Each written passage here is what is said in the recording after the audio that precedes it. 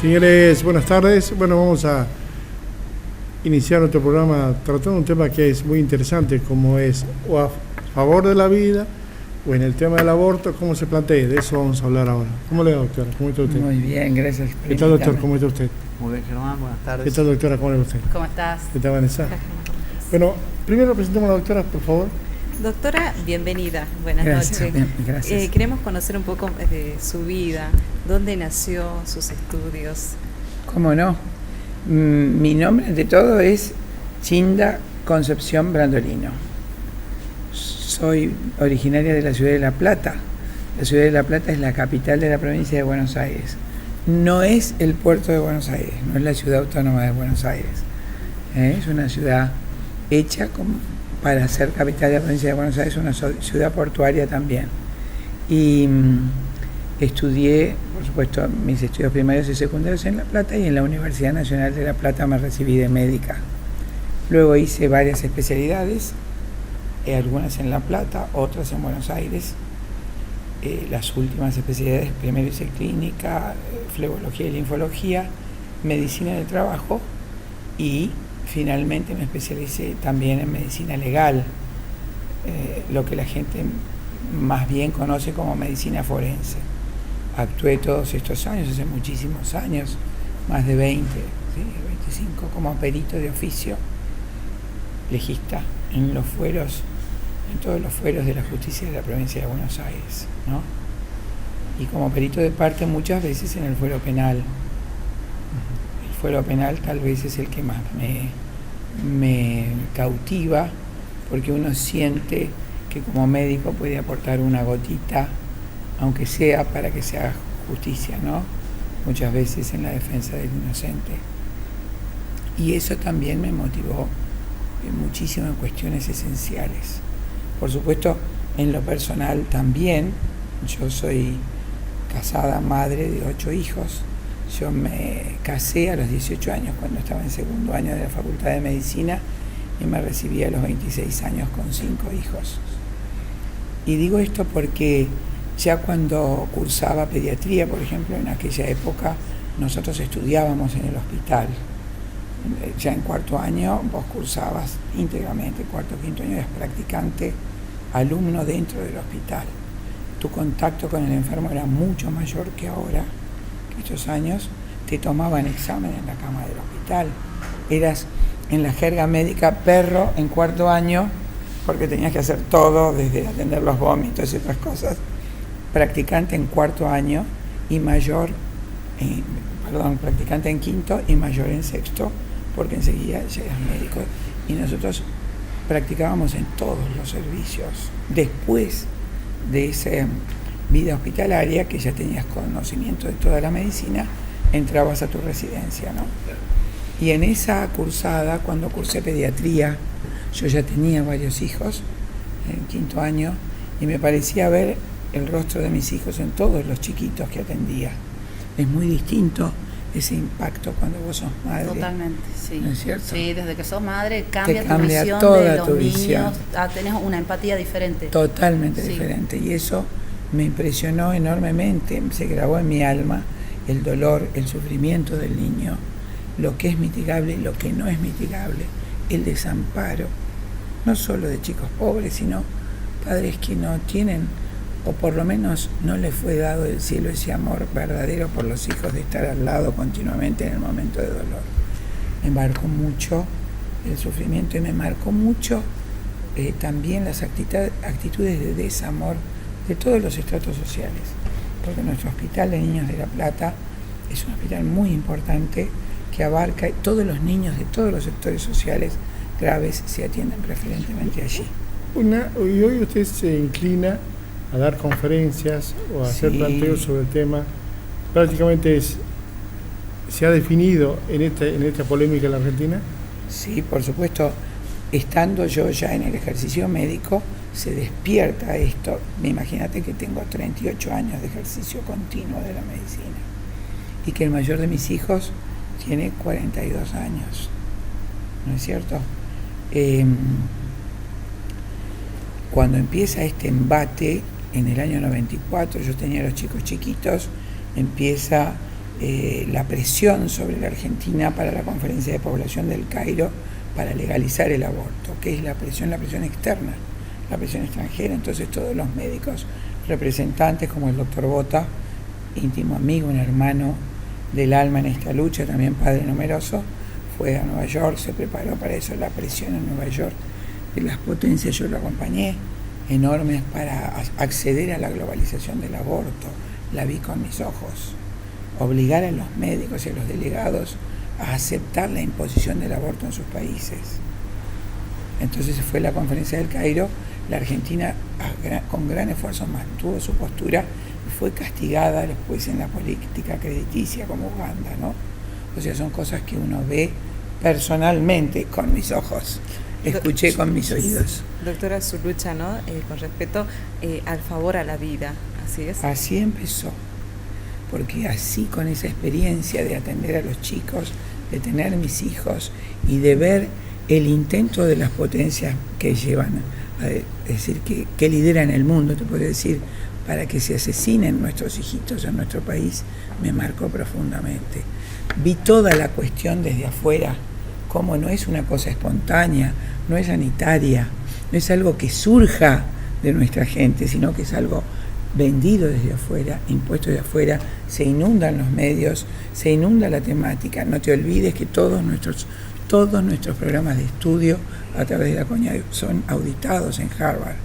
Doctora, pero vos decís que es una posición, es un movimiento mundial como tantos fenómenos que se da, sobre todo de los países latinoamericanos, en donde los países, las potencias, como vos lo decís, siempre tienen una influencia, y creo que es el verdadero poder sobre los países que somos más débiles culturalmente, el nivel educativo, el nivel salud, bueno, somos subdesarrollados.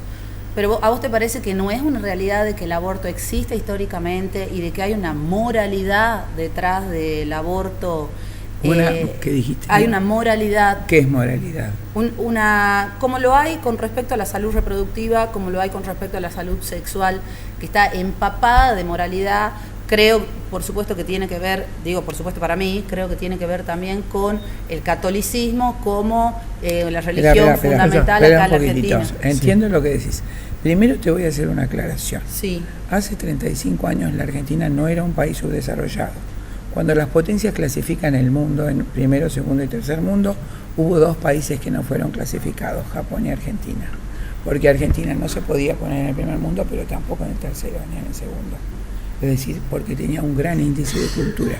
Quiero que sepas que en el año 85 era más alfabetizada la Argentina que los Estados Unidos de América, con un 85% de población alfabetizada y calificada, porque el programa que la Argentina tenía de estudios obligatorios en escuelas gratuitas se cumplía a rajatabla.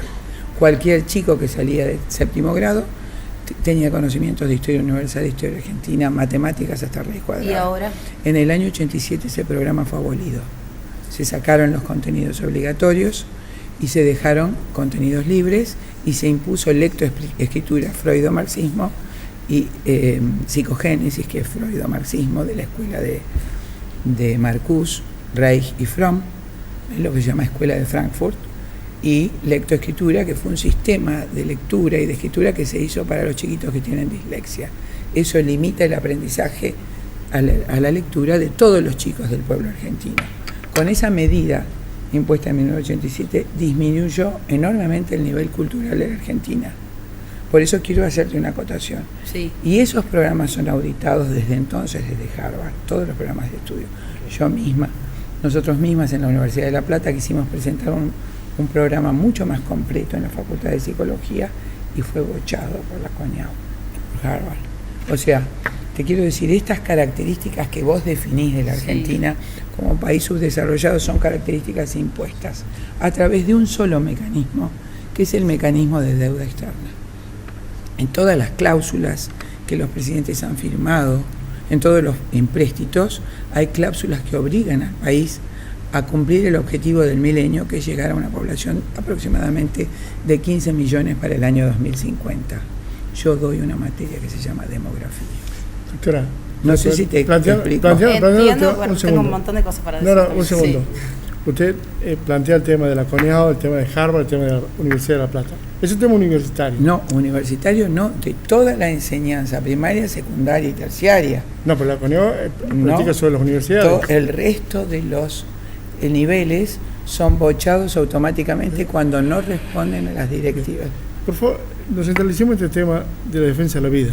Correcto, yo estoy respondiendo a Bien. lo que la doctora me dijo, de país subdesarrollado. Entonces, esas condiciones que hoy podemos igualar al subdesarrollo fueron también situaciones creadas que no respondían con anterioridad a la estructura de nuestro país. Este bajo nivel cultural también es creado. Entonces, por un lado se dieron las condiciones para que ocurran determinadas cosas, como ¿cómo te diría? Un aumento enorme de la gente que vive en villas miserias, Sí. que antes no existía, un aumento desmesurado de esa gente subculturizada. ¿Por qué tiene que ver con el tema de la vida? Porque se utiliza ese tipo de nivel social para justificar la práctica del aborto. ¿Y no te parece, doctora, que detrás de la pobreza y de la ignorancia, porque hay mucho analfabetismo en la Argentina, hay una industria No. conveniente No, para los no. políticos, para las grandes empresas, ¿de para las qué? empresas Creí supranacionales? que hablabas del aborto. Sí. Sí, No. bueno, pero... No entendí la Sí, pregunta. o sea, lo que te quiero decir que no es... A ver, no sé si la cuestión acá del aborto específicamente, que habla de la despenalización del aborto y que falta mucho todavía y no sé si llegaremos porque eso no sé si lo veremos nosotras o no, que se llegue a hacer como una práctica perteneciente a la salud pública. Nunca puede ser salud pública. Salud, o sea, es el estado de equilibrio biopsicosocial y espiritual. Sí. Una práctica que implica matar al hijo dentro del vientre nunca es salud. Podemos decir es una práctica impuesta, pero no Claro. es salud. Contradice las normas de la salud. Digo de salud pública como el área que Bueno, entonces, correspondería. para que sea salud pública tenemos que hablar de una demanda necesaria para salud pública, que implique la salud pública. Estados Unidos tiene 600.000 abortos por año legales en una población de 323 millones de habitantes. Nosotros tenemos 348 muertes maternas, de las cuales la gran mayoría, 120 o 130, son causas obstétricas directas y solo 43 muertes por aborto en el año 2016 y en el año 2015 55 muertes por aborto, que incluyen las muertes por aborto espontáneo por enfermedades graves descontroladas como diabetes e hipertensión y muy pocas, 1 o 2 por aborto clandestino. Entonces, te respondo desde la salud pública, con toda exactitud.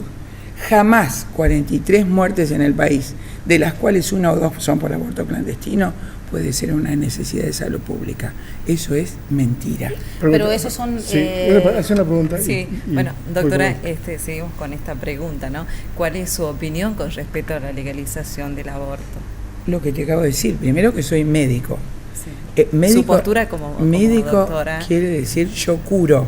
Sí, sí. Y yo juré hace 38 años defender la vida y nunca utilizar una sustancia que genere abortos. Este juramento no es católico, es el juramento que hizo Hipócrates, un médico griego pagano. Los griegos, 500 años antes de Cristo, sabían que el aborto era un homicidio y juraban jamás utilizar su saber para realizar ese asesinato. Yo juré y empeñé mi vida en ayudar al que sufre, aliviar el dolor y salvar la vida. Claro. Por supuesto, traicionaría toda mi profesión y toda mi vocación si consintiera en un aborto, no solo si lo hiciera. Sí, sí. Si lo hiciera, por supuesto, paso inmediatamente a ser un asesino, sin mitigar. 8 hijos tiene, Sí. doctora. Doctora, terminemos. ¿Qué tenés? Sí. Eso sería un conflicto ético. No, legal. Claro, termina, pero ético. bueno, Termina. la moral y la ética nunca van a estar despegadas, Bueno, desapegadas de lo Hipócrates legal. seguramente, efectivamente, cuando los griegos, que son los padres de la civilización occidental, hacen las leyes, se inspiran en la ética, particularmente la de Aristóteles, que consideran a la ética la ciencia del bien dentro de la filosofía, y que las leyes deben informarse sobre la ética, y que la moral es la ética aplicada a las costumbres. Entonces las leyes surgen de las costumbres regidas por la ética. Totalmente. ¿Y no qué tiene haríamos que con ver la con la problemática religión. No sé si. Un segundo, ¿qué quiere decir? Sí, bueno, yo voy a dar mi posición así clara y sincera de que estoy a favor de que se despenalice el aborto, y eso es lo que quiero decirle a la gente, porque yo creo que nadie aclara sobre eso. Despenalizar el aborto no significa legalizar el aborto, no significa que la gente que las mujeres van a ir a hacerse abortos ahora en los hospitales, significa que no van a ser penadas por la ley, no va a configurar un delito penal. Eso es lo que quería decir y que se aclare, porque parece ser que no lo aclara 30 nadie. segundos, doctor. ¿Quiere aclararlo? Por supuesto, despenalizar es exactamente los fines prácticos legalizarlo, como pasó en España. España, cuando se despenalizó en el año 85, tenía 420 abortos, en el 2011 140.000 y ahora, el año pasado, casi 200.000 en el año. Con respecto a números y estadísticas, yo creo que son uno no puede ser exactas. tan exactas. Se hace un censo de mujeres que se hacen abortos, la Se gente hace dice yo legal. me hice un aborto, creo que nadie, ninguna mujer, No, sobre todo pero acá, lo en los dice. lugares legales, yo te estoy hablando donde es legal. Pero, doctora, vos has hablado también de estadísticas y de números acá en la De muerte Argentina. por aborto son exactas. ¿Vos te crees que alguien puede matar a una persona y meterla en un ropero? Cuando en una Villa Miseria hay una muerte, Ahora inmediatamente creo de todo, interviene el creo de cuerpo. todo. Sí, pero no es así. Perdón, doctora, gracias. 30 segundos. ¿Cómo sigue el ciclo de conferencia de ustedes? Estamos en la plena convicción de que hay que defender al niño por nacer, a la mujer embarazada, un binomio inseparable que lo constituyen y que desde que es la unión de los gametos masculino y femenino hay un nuevo ser. Entonces, como legislador debemos trabajar en proteger los derechos y sobre todo el primario y fundamental del cual derivan todos los demás derechos. Bien. No hay libertad sin vida y no hay libertad plena sin ¿Cómo verdad. sigue esto en la legislatura? Bueno, nosotros a su vez, esta semana que hemos hecho en la legislatura, se ha llamado Semana de los Derechos del Niño por Nacer, hemos tenido el compromiso de las autoridades de la Cámara de defender la vida del niño por nacer y tenemos desde el año pasado un proyecto presentado tendiente a crear en la provincia un sistema integral de protección de la mujer embarazada y del niño por nacer. Gracias, doctora. Gracias, doctora. Gracias por venir. Gracias a Te ustedes. agradezco mucho la gentileza. Gracias. Gracias, doctora. Gracias. Vanessa. Hacemos una pausa, vamos para nuestro segundo bloque.